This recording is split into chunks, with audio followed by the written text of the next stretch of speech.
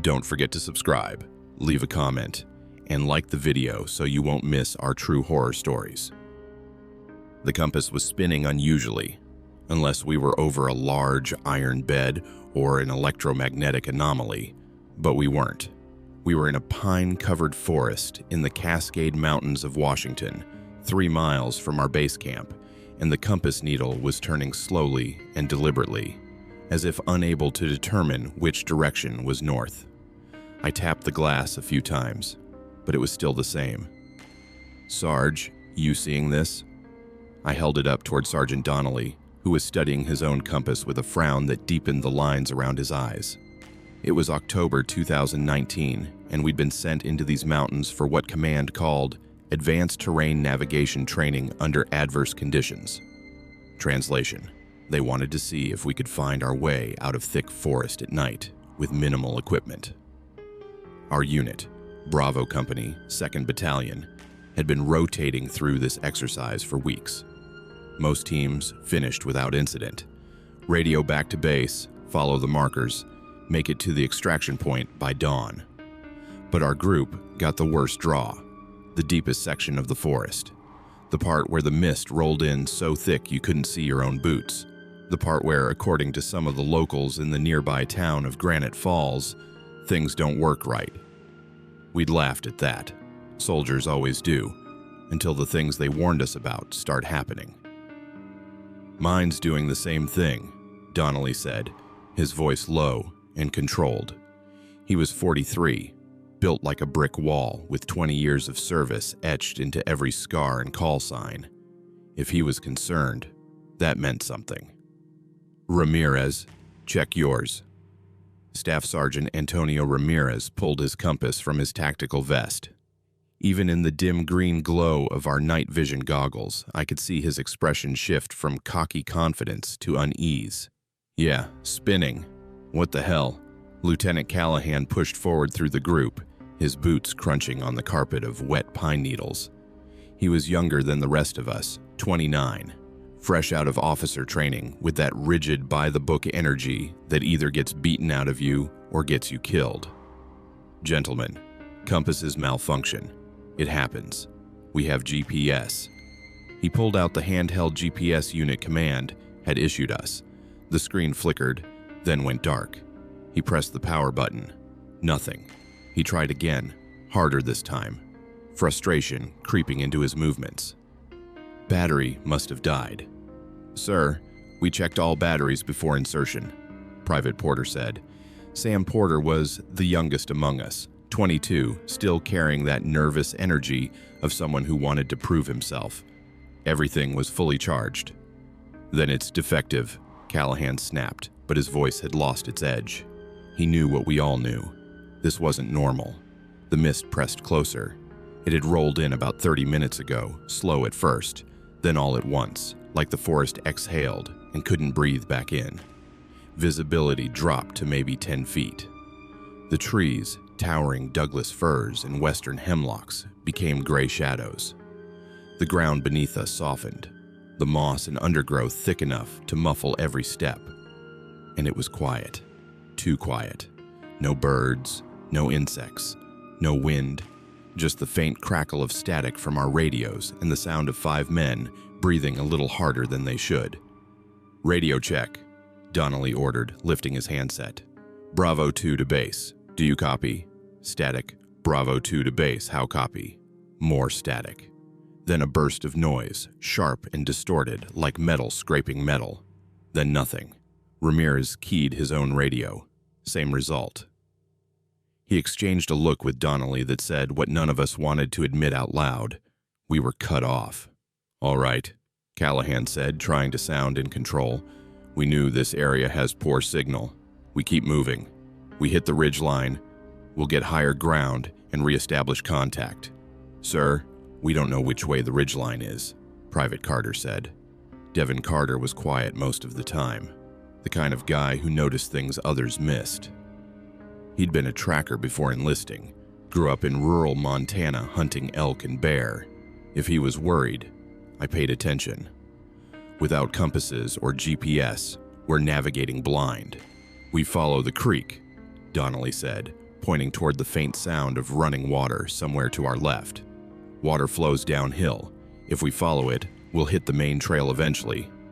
It was solid logic, the kind of old-school navigation that didn't rely on technology. We'd all been trained in it. But something about the way the mist clung to the trees, the way the silence pressed against my eardrums, made me doubt even that. We moved in a tight column, Donnelly at the front, Callahan just behind him, then Ramirez, me, Porter, and Carter bringing up the rear. Our night vision goggles turned the world into shades of green and black, but the mist scattered the light, creating halos and false shapes that made it hard to tell what was real and what was a trick of the eyes. The creek was louder now, rushing over rocks somewhere just ahead. We pushed through a thicket of ferns, taller than my waist, their fronds wet and cold against my gear. The air smelled wrong, not the clean scent of pine and earth I expected, but something heavier, musky, like wet fur left to rot. "Anyone else smell that?" Porter whispered. "Yeah," I said. "Probably a dead animal. Deer, maybe." "Smells too strong for a deer," Carter said from behind me, "and too fresh." We reached the creek. The water was fast and dark, cutting through the rocks with a sound that should have been comforting, but instead felt too loud in the unnatural silence of the forest. Donnelly knelt by the edge, filling his canteen, eyes scanning the opposite bank. That's when I saw them. Tracks, not boot prints, not animal tracks, at least none I recognized. They were pressed deep into the soft mud along the creek bank, each one at least 18 inches long, maybe more. 5 toes, clearly defined, with a wide heel and an arch that looked almost human. But no human foot left prints that big, and no human walked this deep into the forest barefoot. "Sarge," I said, my voice barely above a whisper, "you need to see this." Donnelly turned, saw where I was pointing, and went still. Ramirez moved up beside him, crouching low to get a better look. He reached out, his gloved hand hovering over one of the prints, measuring its size. "Grizzly," Porter suggested, but his voice cracked. "Wrong shape," Carter said, kneeling beside the track. "Grizzlies don't walk upright. These are bipedal." "Could be fake," Callahan said, but even he didn't sound convinced. "Some kind of prank. Hikers do that sometimes." "Hikers don't come this deep," Carter said flatly. "And these are fresh. Maybe an hour old. See how the edges haven't collapsed yet? That meant whatever made them had passed through recently, while we were out here. And if the tracks led along the creek, parallel to our intended route, that meant it might still be nearby." Ramirez stood, scanning the forest with his rifle raised. "We keep moving. Stay alert. Eyes out."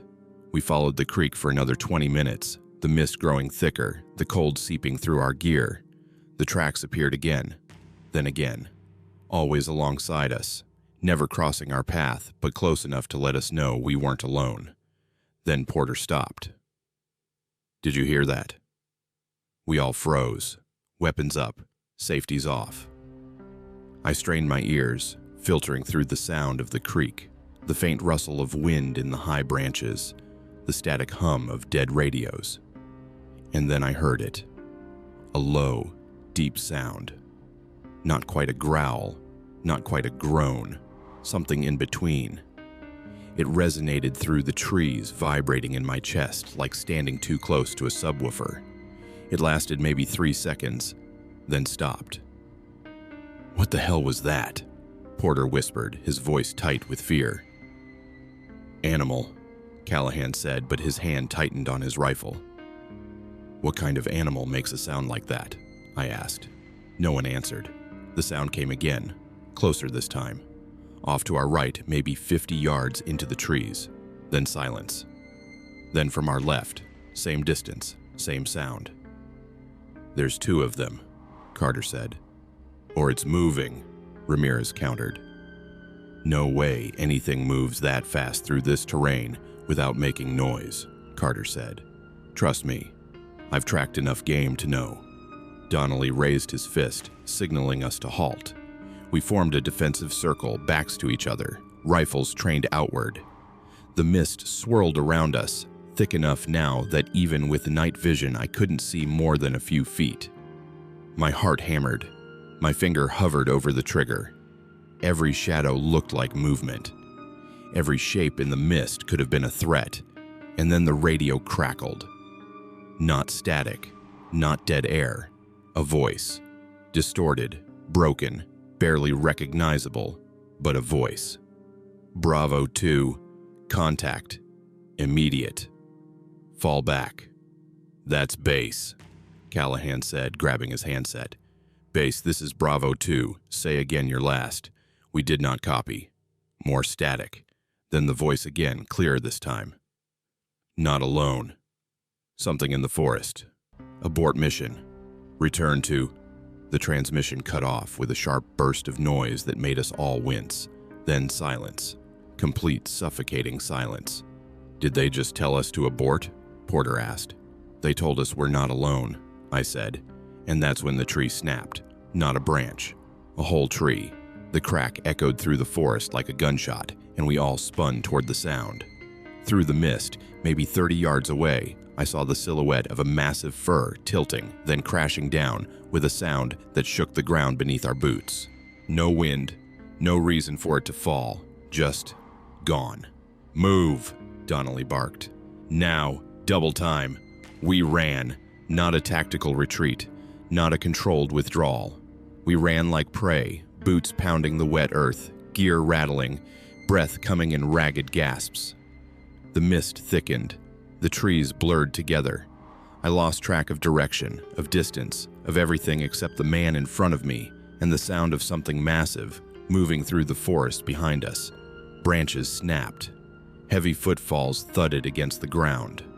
And that sound, that low resonating call, followed us through the dark.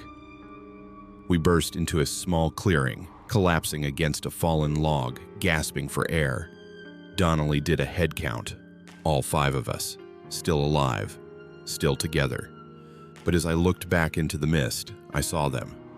2 shapes, tall, impossibly tall, standing just at the edge of the clearing, watching, not moving, just watching. And that's when I knew the training exercise was over. Whatever we were dealing with now, it wasn't part of the plan. It wasn't something Command had briefed us on. And it sure as hell wasn't something we were prepared to face. We didn't speak for a full minute, just stared into the mist where those shapes had been standing. My hands shook on my rifle, adrenaline burning through my veins like gasoline. Porter was breathing too fast, on the edge of hyperventilating. Carter had his hand on Porter's shoulder, whispering something I couldn't hear, trying to keep him calm. Donnelly finally broke the silence. Did everyone see that? We all nodded. No point denying it. Whatever we'd seen it together. Height estimate? Callahan asked, and I was surprised his voice stayed steady. 8 feet, Carter said without hesitation. Maybe more. Hard to tell through the mist, but definitely taller than any man. Could have been trees, Ramirez offered, but he didn't sound like he believed it. Shadows playing tricks. Trees don't move, I said. Those things were watching us. I saw the way they shifted when we ran. Callahan pulled out his map, though it was useless without compass bearings. He studied it anyway, probably just to feel like he had some control. Base told us to abort. We need to get back. Which direction is back? Porter asked, voice cracking. We've been running blind. Could be anywhere. He was right. In our panic, we'd lost all sense of direction. The mist had disoriented us completely. For all we knew, we'd been running in circles. Donnelly stood, rifle slung across his chest, and pulled out a small notebook. He'd been keeping track of our movements, noting landmarks, time intervals, direction changes. Old habits from before GPS, when soldiers navigated by dead reckoning and terrain features. We came from southeast. Creek was flowing northwest. If we backtrack along this ravine and pick up the creek sound again, we can follow it downstream. That'll take us toward lower elevation. Eventually, We'll hit the logging road. It was the best plan we had. Carter agreed with the assessment, and between the two of them, they had more wilderness experience than the rest of us combined. We formed up again, tighter this time, no more than arm's length between each man. Donnelly took point with Carter beside him, both scanning the terrain. Ramirez and I flanked the middle. Callahan and Porter brought up the rear. We moved slowly, methodically, weapons up, fingers on triggers. Every few steps, we'd stop and listen. The forest was still too quiet. No birds, no insects, not even the rustle of small animals in the underbrush, just our boots on wet earth and the distant sound of water. "How long until dawn?" Porter whispered. I checked my watch. 4 hours, maybe 5. "We can make it," Donnelly said, though I wasn't sure if he was trying to convince us or himself. We pushed through a dense section of undergrowth, ferns, and devil's club thick enough that we had to use our hands to clear a path. The plants were wet, soaking our gloves, and the cold was starting to bite through our gear. October in the Cascades meant temperatures dropping fast after sunset, and the mist made everything worse. That's when we found the first marker, a tree, maybe 30 feet tall, with bark stripped away in long vertical gouges. The wood underneath was pale and fresh, sap still bleeding from the wounds. The marks were high, higher than any of us could reach, even standing on each other's shoulders, and they were deep, carved with something strong enough to tear through bark and heartwood like it was paper. Carter examined them closely, running his gloved hand along the grooves. "Territorial marking. Bears do this sometimes, but..." He trailed off. "But what?" Callahan pressed. "These aren't claw marks. Wrong pattern, and no bear reaches this high." He looked up at the top of the gouges, easily 10 feet off the ground. Whatever made these was tall, and it wanted something to know this was its territory. "Then we're in its territory," Ramirez said flatly. We found 3 more marked trees in the next 100 yards. All the same pattern, all the same height, and they seemed to form a perimeter, a boundary we'd crossed without knowing it. The creek sound grew louder. We were close. Donnelly signaled us to move faster, but carefully. The ground sloped downward, roots crisscrossing the path like tripwires. Porter nearly went down twice, catching himself on trees at the last second. And then we heard it again. That sound. Low, resonating, vibrating in our chests. But this time it was different. This time it sounded like a call. And from somewhere deeper in the forest, another sound answered it. "They're communicating," Carter said, his face pale even in the green glow of night vision. "How many do you think there are?" I asked. "At least 2, maybe more." The creek appeared through the mist, rushing over rocks, the sound almost comforting in its normalcy. We reached the bank and stopped. The tracks were there again, fresh ones, multiple sets, some heading upstream, others down. They'd been here recently, minutes maybe. "Which way?" Porter asked, voice tight. Donnelly studied the tracks, then pointed downstream. "That way. Lower elevation. Toward the road." We followed the creek, moving faster now. The water guided us, gave us purpose. But every few minutes, we'd hear that sound. Sometimes close, sometimes distant. Always around us. Always watching. Ramirez keyed his radio again, hoping for a miracle. Static, then a burst of that metallic scraping sound that made us all wince. He was about to give up when a voice broke through, clearer this time. "Bravo 2, this is Overwatch. We have your last known position. Air support inbound, ETA 30 minutes. Mark your position with infrared strobe and take cover. Do not engage. Repeat, do not engage. Acknowledge." Ramirez grabbed the handset so fast he nearly dropped it. "Overwatch, this is Bravo 2. We copy. Moving to extract point. Be advised, we have multiple unknown contacts in the area. Requesting immediate evacuation. Negative Bravo 2. Evac not possible in current conditions. Visibility 0. You need to get to the logging road. Coordinates follow. The radio crackled coordinates that Callahan frantically scribbled down. We still had no working GPS, but at least we had a destination. The logging road was roughly 2 miles southwest of our current position. 2 miles through forest occupied by something that could snap trees in marked territory 10 feet off the ground. 30 minutes, Donnelly said, and we can make 2 miles in 30 minutes if we push hard. What about them? Porter asked, gesturing vaguely at the forest around us. We avoid contact. Move fast, stay quiet. If we see them, we don't engage unless we have no choice. Donnelly looked at each of us. Command said not to engage. That means they know what's out here. And if they're telling us not to fight it, that means fighting is a bad idea. That should have been reassuring. Command had a plan. Help was coming. But the fact that they specifically ordered us not to engage made my stomach twist. What the hell were we dealing with that the Army didn't want us shooting at? We moved faster now, pushing through the forest with purpose. The mist thinned slightly as we descended, visibility improving to maybe 20 feet. I could make out more details now. The twisted roots, the moss-covered logs, the way the trees seemed to lean inward like they were closing around us. The creek widened into a small stream. We splashed through it, boots soaking, the cold water biting even through our gear. On the other side, Carter suddenly froze, raising his fist. We all stopped. He pointed ahead. Through the mist, barely visible, something moved. Not walking, not running, just standing, shifting its weight, watching. My heart hammered. I raised my rifle, sighting through the scope. The night vision amplified what little light existed, and I saw it clearly for the first time. 8 feet tall, maybe more. Broad shoulders, arms hanging low, almost to its knees, covered in dark hair, thick and matted.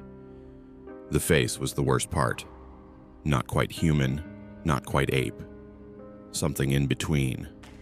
The eyes caught the faint light and glowed amber, intelligent, aware, tracking our every move. It didn't charge, didn't roar, just stood there, blocking our path.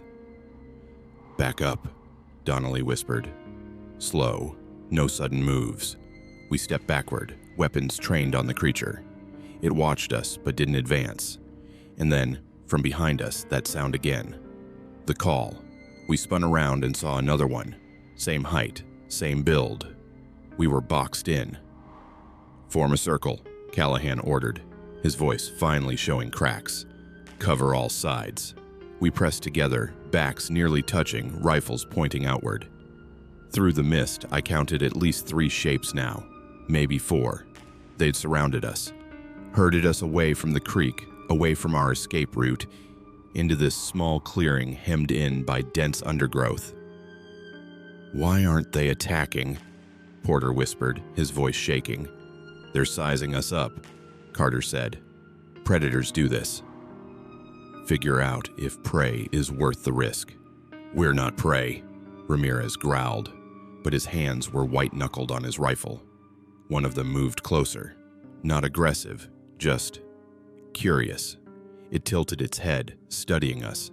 The amber eyes fixed on me, and I felt my blood go cold. There was intelligence there, not animal cunning, something deeper. It knew we were afraid, and maybe, just maybe, it was deciding whether to let us leave. Infrared strobe, Donnelly said quietly. Now. Callahan pulled the strobe from his vest and activated it. The device would be invisible to us, but would flash bright for any aircraft with infrared capability. It was our beacon. Our lifeline. The creature watching me saw the movement. Its eyes tracked Callahan's hand, and then it made a sound, not the low rumble. This was sharper, a grunt, a warning maybe. The others responded. The circle tightened. They were closer now. Close enough that I could smell them, that musky, rotten fur smell that had followed us all night. On my mark, we move, Donnelly said. Southwest, fast and hard, don't stop for anything. They'll chase us, Porter said. Yes, they will. But we're faster over short distances. We get to the road, "We have air support. We can make it." I wasn't sure I believed him, but I didn't have a better plan. 3, 2, 1, go. We broke formation and ran. Behind us, the forest erupted, trees cracked, branches snapped. Heavy footfalls thudded against the ground. The creatures gave chase, and they were fast. Faster than anything that size should be. I ran harder than I'd ever run in my life. Gear rattled, lungs burned, boots slipped on wet ground. Branches whipped my face, and behind us, getting closer, that sound. That terrible, resonating call that vibrated through the trees. Porter stumbled. Carter grabbed him, yanked him upright, kept him moving. We crashed through undergrowth, tore through thickets, leaped over fallen logs. The mist swirled around us, making it impossible to see more than a few feet ahead. And then the ground dropped away. We skidded down a steep embankment, sliding through mud and loose rocks, unable to stop. I hit the bottom hard, pain shooting through my shoulder. Ramirez landed beside me, cursing. Porter rolled past us, crashing into a tree. Above us, at the top of the embankment, the creatures appeared. 3 of them, silhouetted against the slightly lighter sky. They stood there, looking down at us. Not pursuing, just watching. "Why aren't they following?" Callahan gasped. Carter pointed ahead. Through the trees, barely visible, I saw it. Lights. The logging road. We'd made it. We were at the boundary of whatever territory they'd claimed. "They don't want to leave the forest," Carter said. "Road's too exposed, too open." The creatures watched us a moment longer. Then, one by one, they turned and disappeared back into the mist. We staggered to our feet, battered and exhausted, and stumbled toward the road. The moment we broke through the tree line, the change was immediate. The air felt lighter. The oppressive silence lifted. And in the distance, I heard it, the thump of helicopter rotors. We collapsed on the gravel road, chests heaving, hands shaking. The helicopter appeared minutes later, searchlight cutting through the darkness, illuminating us in brilliant white light. As they pulled us aboard, I looked back at the forest. The mist still clung to the trees, thick and impenetrable. And somewhere in that darkness, I knew they were still there. Watching, waiting. We'd made it out. But others would come after us. Other training exercises. Other patrols. And I wondered if they'd be as lucky as we were, or if the forest would finally claim what it wanted.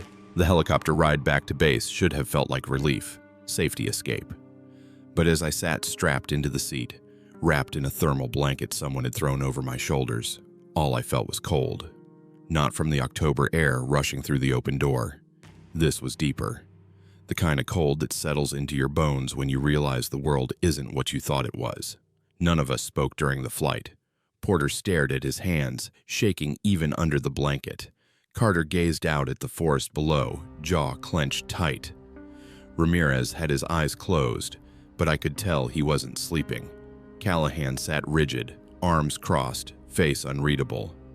And Donnelly just stared at the floor, lost in whatever thoughts soldiers carry when things go sideways.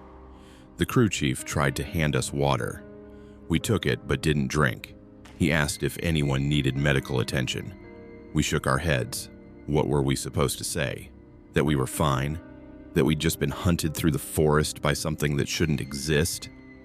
When we touched down at base, the rotors still spinning, we were met by men in different uniforms. Not our unit. Not even regular army. These were clean, pressed, no unit patches visible. Just name tags and rank insignia. And standing in the center of them was a man in civilian clothes, 40s, graying hair, wire-rimmed glasses that caught the floodlights. "Gentlemen," he said as we climbed out, his voice calm and measured. "I'm Dr. Richard Vance. I'll be conducting your debrief. Please follow me." It wasn't a request. We were led not to our barracks, not to the command building, but to a structure on the far side of the base we'd never been inside. No windows, heavy security door. Inside, it looked more like a research facility than a military building. White walls, fluorescent lights, the smell of disinfectant. They separated us, each into different rooms. I found myself in a space no bigger than an interrogation cell, sitting at a metal table across from Dr. Vance and a younger man he introduced as Dr. Kemp. A recording device sat between us, red light blinking.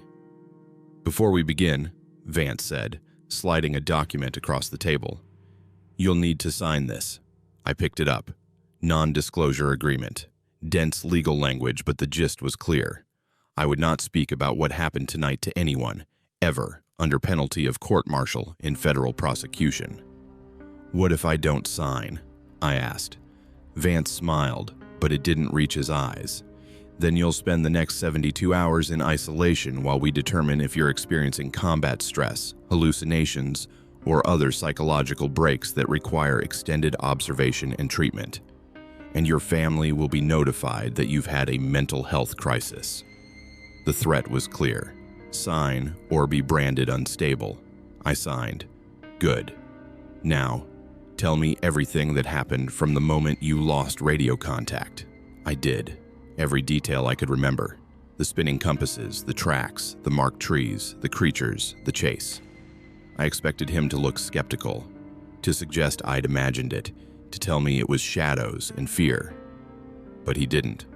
He just nodded, made notes, asked clarifying questions. "Height estimate on the entities?" he asked. 8 feet, maybe taller. "Build?" "Broad. Muscular.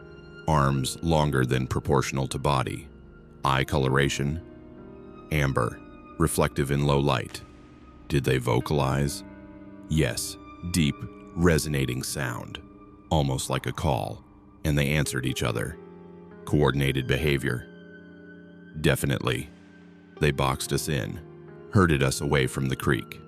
Vance exchanged a glance with Kemp. Something passed between them, unspoken but understood. "What did you see?" I asked. "You're not surprised. You already knew they were there." Vance set down his pen. "What I know and what I'm authorized to tell you are different things. But I can say this, you are not the first group to encounter anomalous entities in that region. And you won't be the last." "Anomalous entities," I repeated.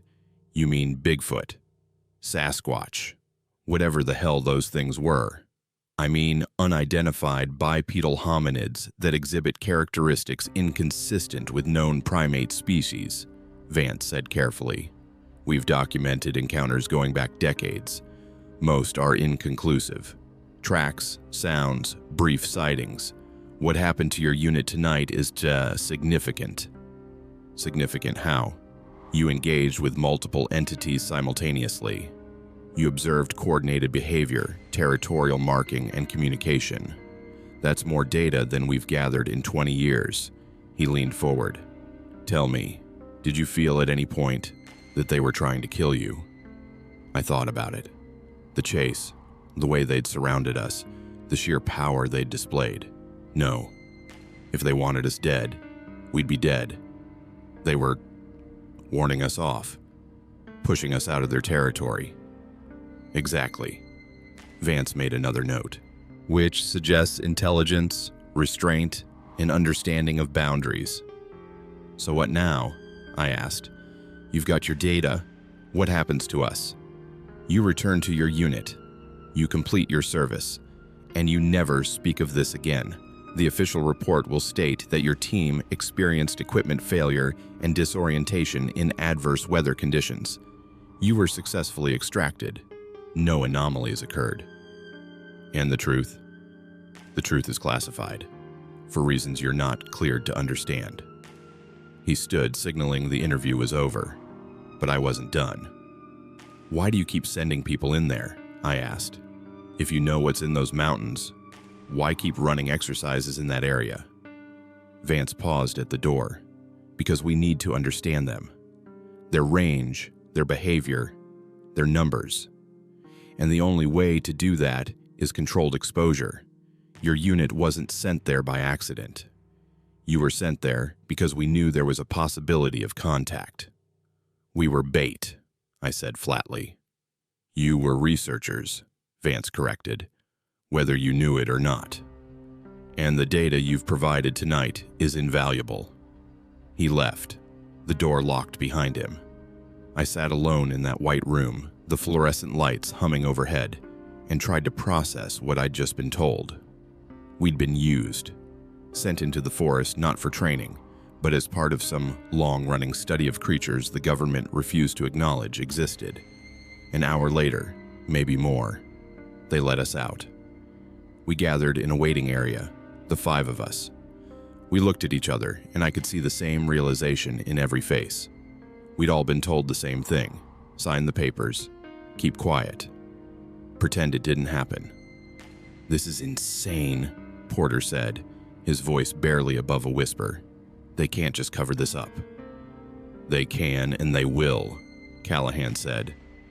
He looked older somehow, the experience having stripped away whatever naive confidence he'd carried before.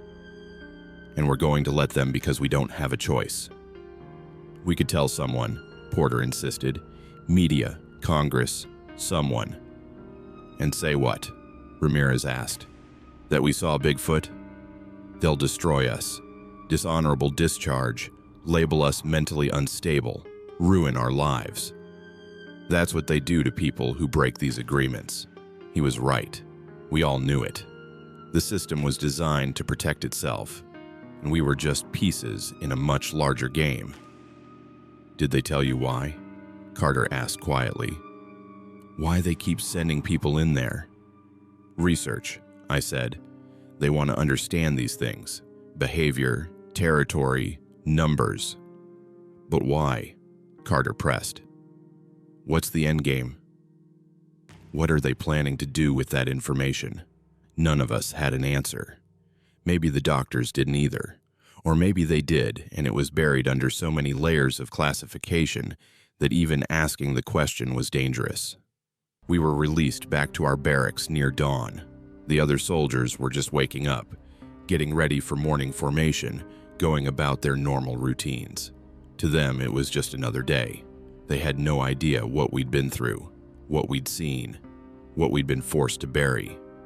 I lay in my bunk, staring at the ceiling, exhaustion pulling at me but sleep refusing to come.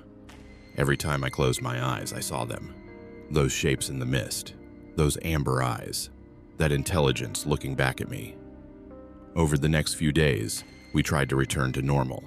We ran drills, cleaned equipment, followed orders. But something had changed.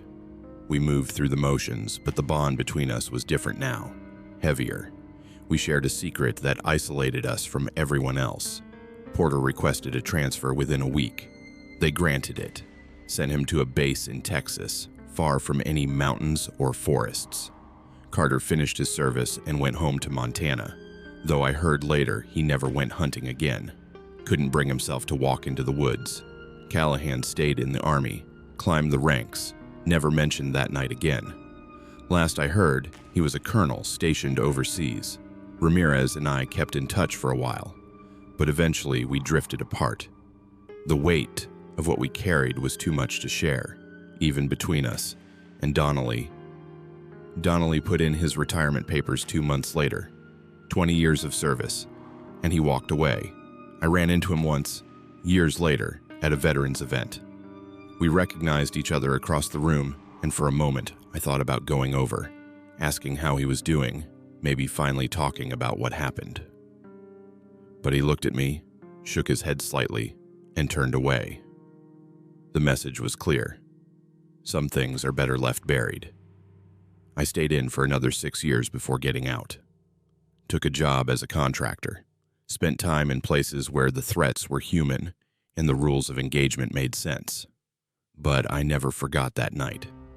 Never stopped wondering what was really happening in those mountains. Over the years, I've heard stories.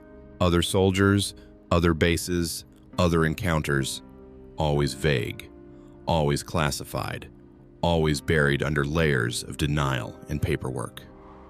But the pattern was there if you knew where to look.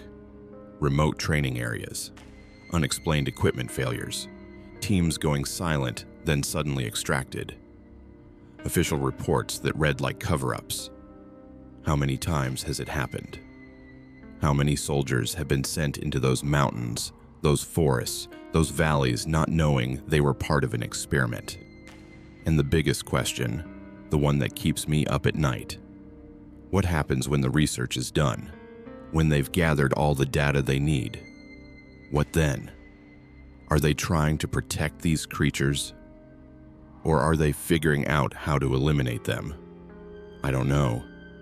And that scares me more than anything I saw that night, because I remember the way those things looked at us. The intelligence, the restraint. They could have killed us, but they chose not to. They just wanted us out of their home.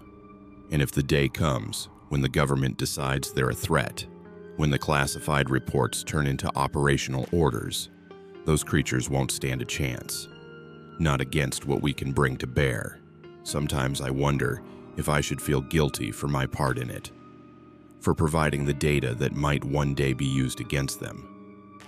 But then I remember the fear, the helplessness, the way we ran through that forest like prey. And I think, maybe some things are better left alone. Maybe some boundaries shouldn't be crossed. Maybe some territories should remain unmarked on our maps. But I also know that's not how we work. Humans push boundaries. We explore. We classify. We control. It's what we do. And somewhere in the Cascade Mountains, in the deep forests where the mist never lifts and the compasses spin for no reason, they're still there, watching, waiting, living their lives in the shadows, while men in laboratories study reports and plan their next move. I just hope when that move comes, they're ready, because we sure as hell weren't. I left the military in 2025, took my discharge papers and a head full of memories I couldn't share with anyone. Tried civilian life, worked security for a while, then took a job with a private contractor doing risk assessment for construction projects in remote areas. The work kept me moving, kept me distracted, but it also put me in place most people avoided: deep wilderness, areas marked on maps but rarely visited. And that's when I started noticing the patterns. It was 3 years after that night in the Cascades when I found myself on a job site in northern Idaho near the Selkirk Mountains. The construction company wanted to put in a logging road, and my job was to assess terrain, stability, and environmental risks. Standard stuff. But when I met with the local Forest Service liaison, an older guy named Bill Hendricks, who'd been working these mountains for 30 years, something he said stopped me cold. "You military?" he asked, looking at the way I carried myself. "Was. Thought so. You've got that look. Seen some things." He paused, studying me. "You ever work in Washington?" "Cascade Range?" I kept my face neutral. "Why do you ask?" "Because you've got the same look as the last guy who came through here with contractor credentials, military background, asking questions about terrain, wildlife patterns, unusual animal activity. Said he was doing environmental assessment." Hendricks leaned back in his chair. "But he spent most of his time asking about the old logging roads, the ones that got closed down in the 90s, the ones that lead into territories where crews stopped working because too many people went missing." "People go missing in the wilderness all the time," I said carefully. "Sure they do, but not experienced loggers, not entire crews who know these mountains better than their own backyards." He pulled out a folder, slid it across the desk. "This is off the record. Company doesn't know I have this. Government doesn't know I kept copies." Inside were incident reports, dozens of them, dating back to the 1970s. Loggers reporting equipment vandalized, massive trees pushed over, strange vocalizations at night. Search and rescue operations for missing workers that turned up nothing. No bodies, no blood, just abandoned gear and enormous footprints the reports always described as bear tracks, unusual size. "How many?" I asked. 17 confirmed disappearances in this region alone over 40 years, probably more that weren't reported. Families who just accepted that the mountains claimed their loved ones. He tapped the folder. And every time, the Forest Service would close the area temporarily, cite safety concerns, then quietly reopen it a few months later. No explanations, no follow-up, just move along, nothing to see here. I thought about what Dr. Vance had told me. Controlled exposure, data collection. You think the government knows. I think the government has always known, and I think people like you, people like that last contractor, you're all part of something bigger, something they're not telling us. He leaned forward. So I'm going to ask you straight. What the hell is in these mountains? I should have stonewalled, should have played dumb, cited my NDA, walked away, but Hendricks had lost friends to these mountains. He deserved something. I can't tell you what I saw, I said slowly, but I can tell you this. If the Forest Service closes an area and tells you it's for safety, believe them. And if you ever find yourself in the deep wilderness and things start feeling wrong, compasses spinning, radios dead, silence in the trees, don't investigate. Leave. Fast. He stared at me for a long moment, then nodded. That's what I thought. After that meeting, I couldn't let it go. I started digging carefully, using contacts I'd made during my service, calling in favors, piecing together fragments. What I found was a network of incidents stretching across the Pacific Northwest, the Rockies, the Appalachian Mountains. Anywhere with deep, old-growth forest and rugged terrain, the reports were always similar. Equipment failure, unexplained disappearances, strange sounds, massive tracks. And always government agencies showing up, conducting investigations that went nowhere, filing reports that classified everything as natural causes, or wildlife encounters, or human error. But beneath the official explanations, there was a pattern, a project. I found references to something called Ursus Protocol, buried in declassified documents from the 1960s. The files were heavily redacted, but the gist was clear. The Department of Defense, in cooperation with the Forest Service and other agencies, had been monitoring and documenting reports of unknown bipedal hominids for decades. The stated purpose was threat assessment, understanding whether these entities posed a risk to national security, to civilian populations, to military operations in wilderness areas. But the real purpose, reading between the lines, was something else. They wanted to know if these creatures could be controlled, studied, used. I found job postings for wildlife biologists and terrain specialists with security clearances that made no sense for civilian positions. I found procurement records for specialized tracking equipment, infrared cameras, audio recording systems, all deployed to remote forest locations with no public explanation. And I found casualty reports, not many and never official, but buried in veterans forums and support groups. I found soldiers telling stories, training exercises gone wrong, encounters with aggressive wildlife, teams extracted under mysterious circumstances, always with the same pattern: sign the papers, keep quiet, move on. How many others had been through what we went through? How many were still out there, carrying the weight of what they'd seen, unable to talk about it? I reached out to Ramirez. It took me months to find him. He'd gone off-grid, living in a small town in Arizona, working construction. When I finally got him on the phone, he was quiet for a long time. "Why are you digging into this?" he finally asked. "Because I need to know if what happened to us was an isolated incident or part of something bigger." "It's bigger," he said flatly. "Way bigger. And the more you dig, the more dangerous it gets for you. You've been looking into it too, for a while." Then I stopped. You know why? Because people who ask too many questions about this stuff have a way of disappearing, not into the woods, into the system, psychiatric holds, discredited, made to look unstable. Has anyone approached you? 3 months after we got out, a man showed up at my house, civilian clothes, government ID. Said he was with a research program studying post-traumatic stress in soldiers who'd experienced unusual wildlife encounters. Wanted to know if I'd be willing to participate in a study. Paid, of course. I told him no. And he smiled, said that was fine. Then told me he hoped I was adjusting well to civilian life, and that sometimes the best way to process trauma was to let it go, not talk about it, not think about it, just let it go. Ramirez's voice went cold. It was a threat. They wanted to make sure I stayed quiet. Did they ever come back?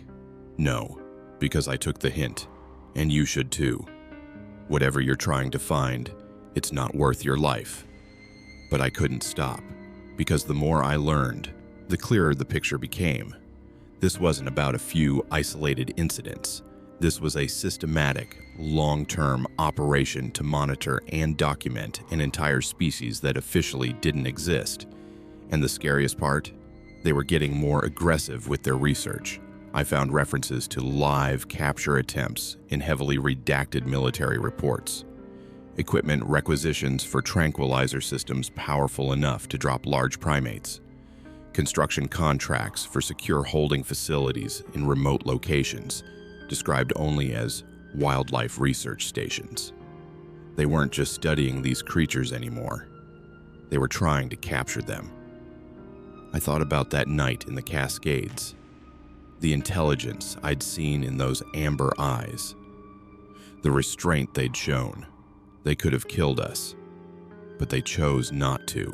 What would happen when that restraint ran out, when they realized humans weren't just passing through their territory anymore, but actively hunting them? I tried to reach Carter, but his number was disconnected. I called his last known address in Montana, but the person who answered said he'd moved away years ago. No forwarding information. Porter had vanished into the military bureaucracy, transferred so many times, I lost the trail. Donnelly was dead. I found his obituary from 2027. Heart attack, it said. But he was only 62, healthy, active. I wondered if it was really his heart that gave out, or if someone decided he knew too much. That left Callahan. Colonel Callahan now, stationed at the Pentagon. I managed to get a message to him through official channels, just a simple request to speak, citing our shared service. He called me back within an hour. I was wondering when you'd reach out, he said. No pleasantries, no small talk. You've been asking questions, making people nervous. I just want to know the truth. The truth is classified. You signed papers agreeing to that. Those papers were signed under duress, and you know it. He was quiet for a moment. When he spoke again, his voice was different, tired. What do you want from me? I want to know what happened to us wasn't an accident. I want to know we were sent there deliberately. And I want to know what they're planning to do with all the data they've collected. Yes, you were sent there deliberately. Your unit was selected because of your experience, your reliability, and your security clearances. You were meant to make contact, observe, and report. That was the mission you weren't briefed on. He sighed. As for what they're planning, I don't know. I'm not read into that part of the operation. But I can tell you this, there are people at levels above me who believe these entities represent both a threat and an opportunity. And when people in power see opportunity, they exploit it, even if it means violating every ethical boundary we have, especially then. Because to them, these aren't people. They're not protected by law, by rights, by international conventions. They're anomalies, unknown biological assets, property of whoever can claim them first. The words hit me like a punch. They're going to weaponize them. I didn't say that. You didn't have to. Another long silence, then, stop digging. For your own sake. You've served your country. You've done your part. Let someone else carry this burden. I can't. Then you're a fool. and you'll end up like the others who couldn't let it go." He hung up. I sat there, phone in my hand, and realized I'd reached the end of the line.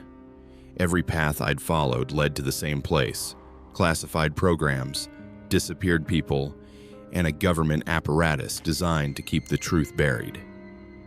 But I'd learned enough to know that what happened to us in the Cascades was just one small piece of a much larger picture. Enough to know that somewhere in the wilderness of North America, maybe in dozens of locations, a species that had avoided human contact for thousands of years was being systematically hunted, documented, and targeted for purposes I could only guess at. And enough to know that one day, maybe soon, the precarious balance between their world and ours would shatter.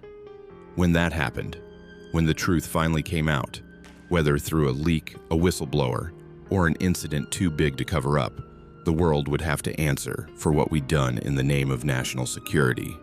I just hoped when that day came, we were ready for the consequences. It's been 15 years since that night in the Cascade Mountains. 15 years of carrying a secret that weighs heavier with each passing day. I'm older now, grayer, with scars that don't show on the outside but run deep nonetheless. And I've made a decision that will probably cost me everything. I'm breaking my silence. Not through official channels, not through the media that would twist my story into sensationalism, but here, now, in the way soldiers have always passed down the truth when the system tried to bury it. Word of mouth, one person to another, a warning from someone who's been there to those who might follow. After my conversation with Callahan, I stopped actively investigating. Not because I wanted to, but because I realized the people I was up against had resources I couldn't match. They could make me disappear with a phone call, discredit me with a few falsified psychiatric records, silence me permanently if they deemed it necessary. But silence comes with a cost too. Every day I said nothing. I carried the weight of knowing others might be sent into those mountains unprepared. Every night I lay awake wondering if capture teams were out there right now, tracking creatures that had done nothing but defend their territory. So I started documenting everything. Every conversation, every document I'd found, every piece of evidence I'd collected over the years. Not to publish, not yet, but to preserve. To make sure that if something happened to me, the information wouldn't die with me. I left copies with 3 different people, none of whom know about the others. A lawyer with instructions to release the documents if I die under suspicious circumstances. A journalist I trust with a background in military cover-ups. And an old friend from my service days who lives off-grid in Alaska, beyond the reach of easy intimidation. It's a dead man's switch. Insurance, the only leverage I have left. But documentation isn't enough. The real question that's haunted me for 15 years is this: what moral obligation do we have to creatures that exist in the shadows of our world? Creatures that have avoided us, lived alongside us in secret, asked nothing but to be left alone. Some would argue they're dangerous, that the military has an obligation to monitor potential threats. And yes, they're powerful. Yes, they could kill if threatened. But in every documented encounter I've found, aggression only occurred when humans pushed into their territory, when we threatened them first. They're not monsters. They're survivors. A species that's learned to exist in the margins, in the places we haven't yet destroyed with development and industry. And now, because we've discovered them, because we've documented them, we've decided we have the right to control them. It's the same pattern humans have followed for millennia. Find something we don't understand, study it, classify it, exploit it, and when it resists, destroy it. I think about those creatures in the Cascade Mountains often. Do they remember us? The soldiers who stumbled into their territory that night? Do they tell their young about the strange bipeds with artificial lights and loud weapons who ran through the forest in panic? Or have they moved on, finding deeper wilderness, more remote valleys where human presence hasn't yet reached? I hope so. I hope they're smart enough to stay hidden, to keep moving, to avoid the tracking teams I know are still out there. But I also know the wilderness is shrinking. Development pushes further into remote areas every year. Climate change disrupts habitats. The places where they can hide are becoming fewer and farther between. And when there's nowhere left to retreat to, what happens then? That's what keeps me up at night. Not the memory of being chased through the forest, not the fear I felt facing something stronger and larger than myself, but the knowledge that we're forcing a confrontation, that our inability to coexist with anything we don't control will eventually lead to conflict we could have avoided. I've thought about going public many times, writing a book, doing interviews, breaking my NDA, and accepting the consequences. But every time I get close, I think about what Ramirez said. People who ask too many questions disappear, not just physically. Their credibility vanishes. They become jokes, conspiracy theorists, unstable veterans clinging to PTSD-induced fantasies. And even if people believed me, what would change? Would the government admit to decades of secret operations? Would they shut down the URSUS protocol and leave these creatures in peace? Or would public knowledge just accelerate their plans, push them to act before international pressure could stop them? Sometimes ignorance is safer, for them, if not for us. But I can't stay completely silent either, so I'm doing what I can, sharing information with the right people, warning soldiers who might be sent on similar training exercises to watch for the signs: malfunctioning equipment, unnatural silence, tracks that don't match known animals. Telling them that if they encounter something they can't explain, the smart move is to leave, not engage. I've made contact with others like me. People who've had encounters, who've been forced to sign NDAs, who carry the same burden. We don't organize. We don't meet in person, but we share information carefully, watching each other's backs, making sure that if one of us disappears, others will know it wasn't an accident. It's a strange kind of resistance. Quiet, hidden, probably ineffective in the grand scheme of things. But it's something. It's refusing to let the truth die completely. Porter reached out to me last year, took me by surprise. He'd found my contact information through a mutual friend, took a risk sending that first encrypted email. We talked for hours, two men who'd been through something impossible trying to make sense of it across a video call. "Do you regret it?" he asked. That night, signing the papers, staying quiet, I thought about it for a long time. I regret that we were used, that we were sent in there without being told the truth. But the encounter itself, number. Because now I know, and I can't be lied to about what's possible anymore. You think they'll ever go public with it? Only if they have to, if something goes wrong and they can't contain it, or if they've already achieved their objectives and there's no reason to hide anymore. I paused. Neither scenario ends well for those creatures. Then what do? We remember, we document, and we hope that when the truth comes out, there are enough people like us who'll stand up and say these beings have a right to exist without being hunted, studied, or weaponized. It's not much, but it's all we have. I still work as a contractor, still spend time in remote areas, and yes, I still look for signs. Not to document them for any government program, but to know they're still out there, that they're surviving despite everything we've done. Sometimes I find tracks.